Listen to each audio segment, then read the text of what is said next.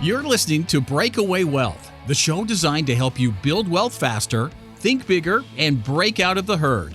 Now, here's your host, Jim Oliver. Before we jump into today's show, we have some exciting news to share with you. Our brand new online community platform is now live. Get access to free on-demand, in-depth training courses on topics like infinite banking, cryptocurrency, real estate investing, and much more. Just go to community.createtailwind.com. That's community.createtailwind.com, or check out the show notes of this episode to find the direct link to request to join the community. Now, on to the show. Welcome back, Breakaway Wealth. I'm your host, Jim Oliver, and I'm excited to have my guest with me today. He's got the best background I've ever seen for Zoom, and it's Brett Snodgrass. Brett, welcome to the show. Yeah, thanks, Jim. Thanks for having me, man. Excited to be here. Yeah, looking Brett, good. I love the background because I love the pipes and the lights, and I mean, it's so cool. And it looks like is that a lion to the right back there? So I'm a man of faith, number one. So we got the lion and the lamb on each side. Yeah. You know, I like the industrial look. So the pipes, lights. Yeah, man, I'm literally in my basement right now. So I got like a 10 by 10 space. So I did what I could, and here we go. So it beats the virtual background, and most people do. Well, I'm just telling, it does beat the virtual background. And when Nick Costco, because Nick kind of has the wood look behind his, but when he sees the other stuff that you have back there, I love the lion and the lamb. I was going there because I was like, there's a lion on this side, a lamb on that side. And I figured that's where you were going with that. But so Brett, I got a lot of questions for you. But before I dive in, tell everybody who you are, what you do, and just kind of give them a little introduction. Yeah, no, thanks, Jim. Appreciate it. So yeah, Brett Snodgrass, born in Indiana, live in Indiana, been a Hoosier my whole life, very middle class growing up. Parents were teachers. My dad, paycheck to paycheck, high school basketball coach. So if you ever seen the movie Hoosiers, that was pretty much my life. My dad was the coach, I was the player. And that was my life really growing up. Got into business. Well, I didn't go into school to be in business. I got an elementary education degree, but I've been always interested in business, and that's kind of bringing us up today. Fast forward 20 plus years, read Rich Dad, Poor Dad, just like most people did. Some other books like The Millionaire Next Door, another book that kind of really changed my trajectory. Bought my first real estate house in 2007. So, blessed, lucky. It was at the end of 2007. So everyone else was running for the hills, and I was just going after it, and ended up being a blessing. And fast forward 17 years later, so I'm a real estate investor. We flip houses. We've done maybe 3,000 transactions, I'd say, in the last 17 years. I do a lot of seller financing. So, I love what you do about talking about being the bank. So we are the bank on seller financing a lot. I have about 60 rentals, so I do some buy and hold as well. That's in a nutshell. I'm a husband. I'm a father of 4 kids. Nice. And how old are your kids? So my oldest is 16. So she is got about a year and a half left. She's a junior. And then I have a 10-year-old son, 8-year-old son, and a 5-year-old daughter. So really, all angles are coming at me every day. That's talking awesome. about teenagers and then little kids things. And I'm also an author. Just wrote a book called The Secret War Within. That just got published about a month or so ago. And we have a ministry called Iron Deep for men, business owners of faith. So that's a little bit of what we do, and excited to be here, man. That's awesome. You have a lot of stuff for me to touch on. I want to touch on something that you just said though at the end is, I don't know how many years ago, Brett, it was, I'm going to say 5, something like that. But about 5 years ago, this friend of mine and I were both living in South Dakota part of the year, and I was coming here part of the year in Southwest Florida. And we said, hey, we're going to start having a Bible study. He just moved from California to South Dakota. Crazy, right? And he said, let's meet on Friday morning, 6 a.m. The drill, right? Mm-hmm. This is the way we used to do it. Right. And so it'd be colder than, anything. And we're, meeting in my office, and we thought, well, God will just put people in front of us and it'll grow. month later, it's just the two of us. 3 months later, it's just and we're inviting people, just nobody's coming at 6 a.m. on Friday. Not in South Dakota and a No. cold And morning. so he says, well, I said, Joe, I'm going to Florida, for 4 or 5 months and for the winter. So, and he goes, oh, no problem. There's this app called YouVersion. And on YouVersion, we'll still do our devotionals, but we'll do it every day, right? And you'll read, and I'll pick one, you pick one, we'll read, we'll comment, and blah, blah, blah, blah, blah. So then Nick Costco, Joe Pantozzi, Justin Kraft, these guys said, hey, I want to be part of this. Now, all of a sudden, our thing that didn't grow has 15 guys that every day read a devotional, make comments, interact with each other. We have Zooms, we have everything. We haven't done an in-person thing yet, but I'm thinking Florida in the winter would be good for these other guys. And it's just cool. So I love what you said about iron deep, because that makes me think iron sharpens iron. Yeah. And these guys have been instrumental in my life for that. And I know that you wouldn't have named your company that in the book.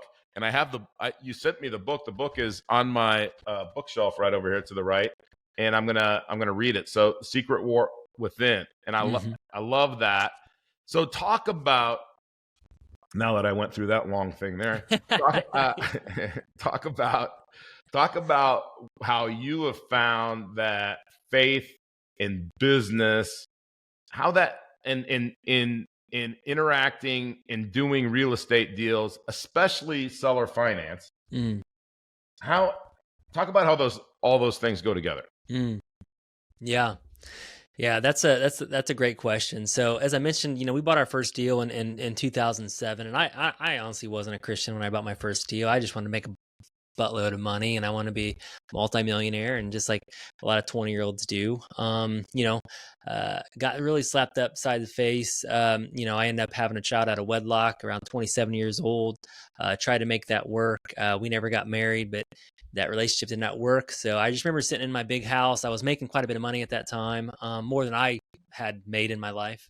I was about 30, and my 2-year-old daughter sitting over here, and just feeling just completely empty. So went through this whole year of challenging, searching, chasing, just what is life all about? What is the meaning of all of this? I have a lot of these things, and really searching, and that's when I really started seeking God, and ended up coming to Christ at 30 years old, and that was 13 years ago now. So really that journey started then.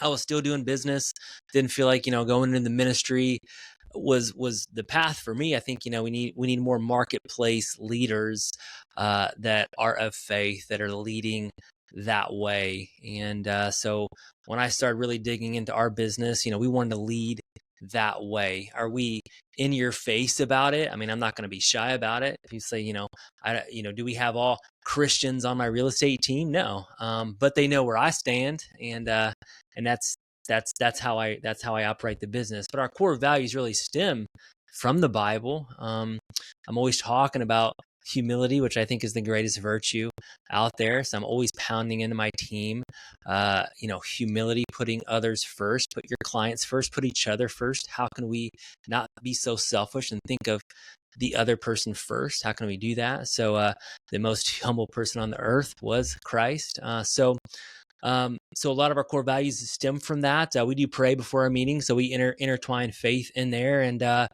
think one of the reasons why we are successful is, again, like I'm always talking about, how can we put the other people first? How can we be humble? How can we really, live this out with integrity, not just to make a lot of money? And we've had to make very difficult decisions in our business. We make mistakes just like everybody else, and we've had to, correct some of those mistakes, which end up costing us a lot of money. But at the end of the day, it was the right thing to do. So I could go into some different stories as far as the seller financing goes. I love that model. We started doing that about 6 or 7 years ago, and we really did it because there was a few houses that we struggled to sell. So we said, hey, maybe we'll sell these on terms. Let's just see how that goes. And we did it. And then people started asking us, hey, do you guys do selling on terms? And I said, I guess, we could definitely look at that. So we started doing it a couple more times, and then other people started coming out of the woodwork. And really, I started to love it because we're really helping people, a lot of self-employed individuals, buy houses. And I'm self-employed, right? And I think, Jim, you're self-employed, you own your own business. And I know that if I go into a bank right now and I want to buy a primary home, or I want to buy an investment home, it is very difficult for me to do that, because they look at my tax returns. I write off a lot of stuff. I write off as much as I can to pay less on taxes. And I don't have this big W-2 job, this corporate job. So even though we make a lot of money, they don't give me the mortgage. So I know how that feels. So for us to be able to help some of these self-employed individuals, it helps us, it helps them. It's a win-win. And being the bank, man, where's the money at? To the bank. So exactly. The bank is the most profitable business in the world. And, when I think of infinite banking, Brett, I think of Matthew 25:17. And it's the three servants, one given 5 talents, one given 3, one given 1. And by the way, I butcher Bible verses like it's nobody's all good. business. I summarize them too. And so, but what happens is 2 of the servants put the money in motion, and they double the number of talents. And a talent would be in today's dollars around $180,000, $200,000. It was a lot of money, right? So 5 of them would have been a lot of money, but they double it. The one servant, he buries it in the ground and does nothing with it. And the master comes back and says, "You wicked and evil servant, the least you could have done is give it to the banks to earn interest." The least you could have done, right? Right. So what it means is motion is a law of God. If air doesn't flow in and out of my body, I die. If blood doesn't flow through my body, it dies. If water doesn't flow, it becomes stagnant, it dies. And if money doesn't flow, it dies. So what I love about what you're doing is you said something to me on the seller finance, and where I was going with that in my head was, once I have a certain amount of notes that I own, and I have a certain amount of money coming in from those notes that exceeds my ideal standard of living, then I'm financially independent. And it doesn't matter if you're 43 years old or 58 years old or 28 years old. And I love that freedom, because money gives you choices, choices give you freedom. And our lives are measured on this earth in time, right? So if we exchange time for money, then we're exchanging our lives for money. And if the government's debasing that money, meaning that they're making it worth less and less and less every single day, then they're stealing our money, which is our time, which is our life, which is the very definition of slavery. So I know it's crazy, right? But people go, click. Okay, I'm not listening to that. Jim's gone off on the conspiracy theory thing. No, tell me where that's wrong. That's all I can say is tell me where I'm wrong in my thinking. No. But we want to be free, right? And so when I love that you broke away from kind of the herd early, and at you said 30, let's see, was that 7? At 30, you became a Christian, I became a Christian at 24. I never went to church when I was a kid or anything like that.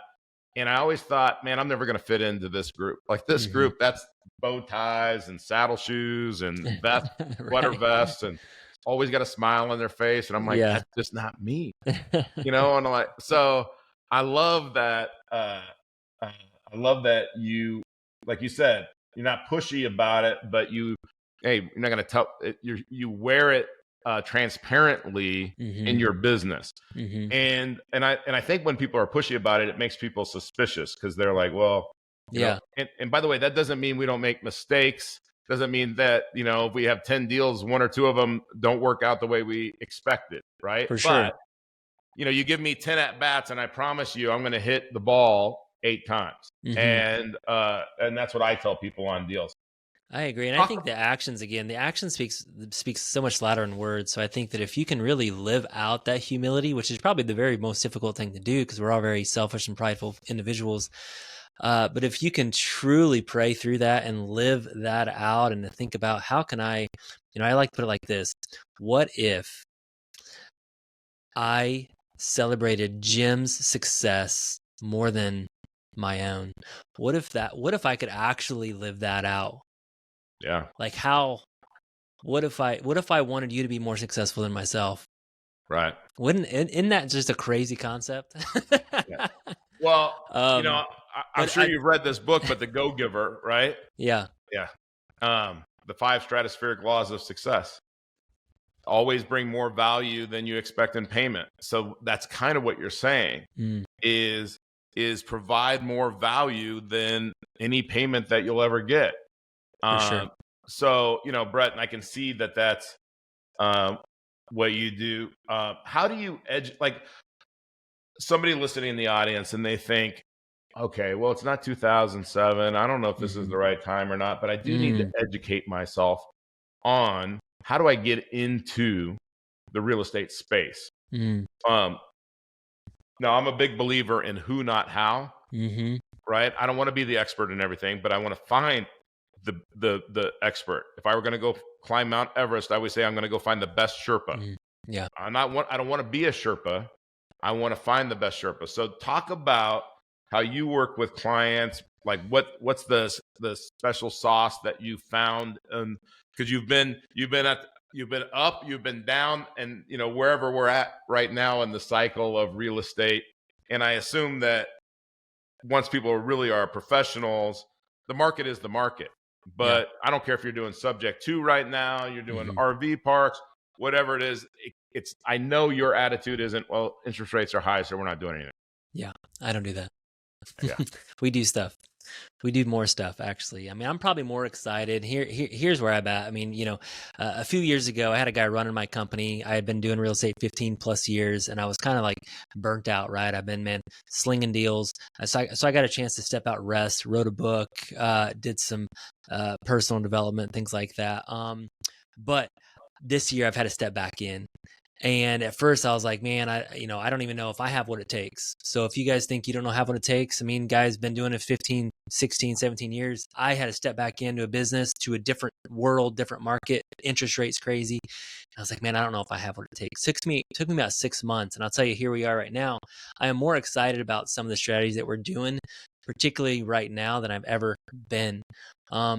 And a lot of it is stemmed off this creative financing strategy. So if I had to step in right now for the very first time, I would probably really study creative financing. You probably know some of the names out there. I mean, I watch the YouTube channels. You got Eddie Speed talking about creative financing. You got Pace Morby talking about creative financing. I study all these things, and I'm more excited about this particular strategy than I ever have been. So that's where I would study. And why? You talked about subject twos, seller financing. So I talked about seller financing on the selling end, and we're really leaning into seller financing on the buying end. And if you can do that, I think it's a game changer, because and I'll just give you a quick scenario.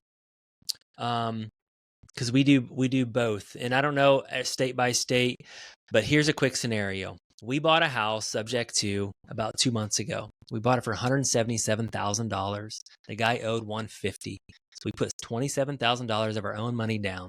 Interest rate was about 4%.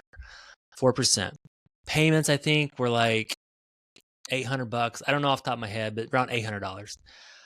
We bought the house. We didn't do anything to it. Didn't even fix it up. We cleaned it out. We put it back on the market. We sold it for $229,000. And after commissions and everything, we end up making $40,000 spread. That's a typical deal for us. Again, I want to be clear. A typical deal is we buy it for $177,000, we sell it for $229,000, we make $30,000, give or take. That's a very typical deal. But here's the catch. We bought it subject to. Now we got this $150,000 mortgage. We sold it on executory contract or land contract, and we can carry the underlying mortgage on it. So we made a $30,000 spread. But here's the kicker, and here's what I get really excited about. We charge 12% interest. We're paying 4%. Our buyer's paying $1,900 a month. We're paying $800. There's an $1,100 spread on the interest for 20 years. That's the kicker. And I tell people, if you want to net $1 million a year, Just do 100 of those, and you're set for the next 20. So that's the key. And I want to, that I get chills even thinking about it. I'm like, man, we're going to try to do 100 of those deals. And that's the power that we're walking into in the next 5 years. So don't be scared about the interest rates. Be excited about some of these other creative strategies that we're walking into that weren't available 3 years ago because Right. So yeah, excited. So I love what you just said there. So for somebody in the audience that doesn't know what subject to is, give them 30 seconds, 60 seconds on what subject to is, just so we know. Yeah, no problem. So subject to is we're buying the house and they're transferring the property to us just like a normal transaction. They have a mortgage on the property. The only thing different is we're not paying off their mortgage, but we're paying their mortgage payments. So the property gets transferred over to us, but the mortgage stays in their name, but we are responsible to pay their mortgage payments. Now, people say, why would anyone do that? And the kicker is most of these people are in pain. So maybe they're behind 2 payments, maybe they're behind 3, maybe they're behind 4. The bank's knocking on their door, and we are there to help them pay back their mortgage, pay it up to active. Now we're paying their mortgage and we're bringing their credit up, and that's why somebody typically would do it. There's other scenarios, but basically we buy the property, but we pay their mortgage payments. And that, a lot of people don't even realize that that's possible. Obviously, Right. you mentioned Pace Morby, who teaches people all the time how to do this. And the cool thing about it is again, what I love about it is, who wants a 3% interest rate right now? Right. I mean, Yeah. you go to the bank, no one can get a 3% interest rate. No private lender is going to lend to you at 3%. How do you get a 3% interest rate? Subject to. Exactly. And you know what? There's so much opportunity, like you said, because there are still people that are behind that are hurting, and you're helping them too. Yeah. So like what you way back to what you said about serving someone else, you are serving them and you're helping them be more bankable for the future, etc. So which is really cool. But also what you said is you have a system, right? It's a For system sure. that you've done. You know what to expect. It's not get rich quick. We know we got about 30 grand of profit in this transaction, and we're going to go do 100 of them. Yeah. I mean, that's the kicker with it. I mean, you got to do something with this deal. You can't just do a subject to deal and then not know what to do and just sit on it. I mean, you could rent it, you could Airbnb it, you could sell it on land contract. I like the land contract way just because, again, I want to be kind of out of the deal. I love the interest arbitrage because it's like, plus I don't have them calling me and manage it and all that stuff. So yeah. Absolutely perfect. Okay. So, how do people interact with you, Brett? I mean, how do they get to meet you, learn from you, and see if here's what I always tell people is find the people that we have on the show, learn about them, and get to one point. Either they're for you or they're not for you. Mm-hmm. I mean, like it fits you or it doesn't fit you. Mm-hmm. Yeah. Yeah, definitely. I mean, so basically I do a lot of things. I mean, we don't do, we do some education on the real estate side, but a lot of the education that I do are for, mostly real estate owners, but really of the faith, of the Christian faith. We've developed an organization called Iron Deep.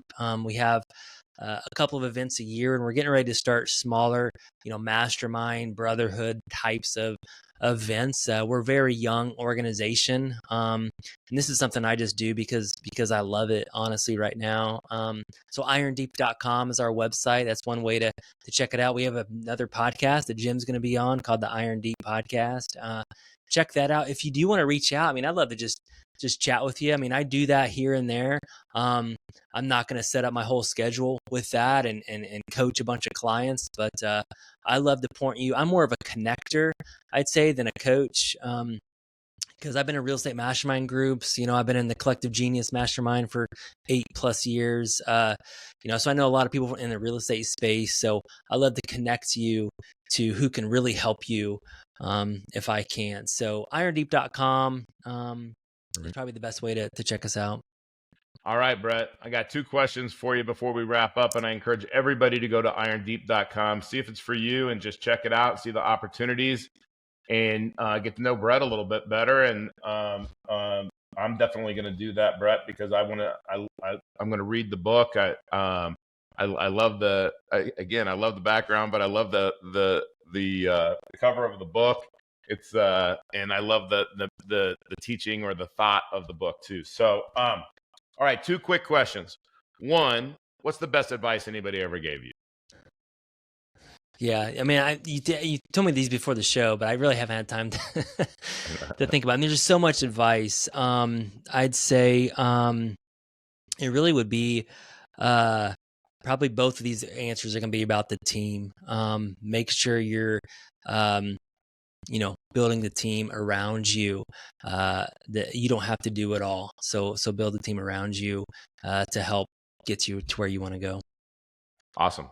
And the last question is, if God came down from heaven and only allowed you to retain the knowledge that you've received from one book, and after everything that you said, not the Bible, but what would that book be? I mean, and that's another one. There's so many good books. One of the things that's probably on top of my mind right now, just in this season, is probably the same book that you mentioned, is that Who, Not How. I'm always thinking about who is going to help with this. A quick example was I live in Fort Wayne and I travel to Indy once or twice a week, and I just hired a chauffeur. Again, an expense to that, but again, I'm trying to think about who is going to help me stay in my talent. Yep. Right. So I don't have to be draining my energy driving, right? Because that's an energy suck. Anyways, that's just so I'd say that was a great book I recently read. For sure. I'm also a big Donald Miller fan. That he wrote Story Brand, but he wrote another book just how to build a small business. That's another book. So he's another author I like as well. Yeah, I do too. I like Donald Miller a lot. All right. Well, Brett, thank you so much for sharing. Thank you for writing the book that you wrote, and can't wait to dive into that. And thank you for doing everything that you're doing and serving people. I love that's the humility aspect that that trait that you mentioned, and serving. I mean, being humble and serving, 2 great places to start. And we're going to wrap this up like we do every episode with the amazing words of Earl Nightingale and The Strangest Secret. Take it away, Earl. Here's the key to success and the key to failure. We become what we think about. Now let me say that again. We become what we think about. Once again, thank you so much for taking the time to hear what was shared on today's podcast. If you are looking to discover new wealth building strategies, then go to community.createtailwind.com. That's community.createtailwind.com to join our free online community and get access to free courses and in-depth training videos designed to help you build wealth and break away from the herd. Click the link in the show notes to access the community today. Thanks again for listening.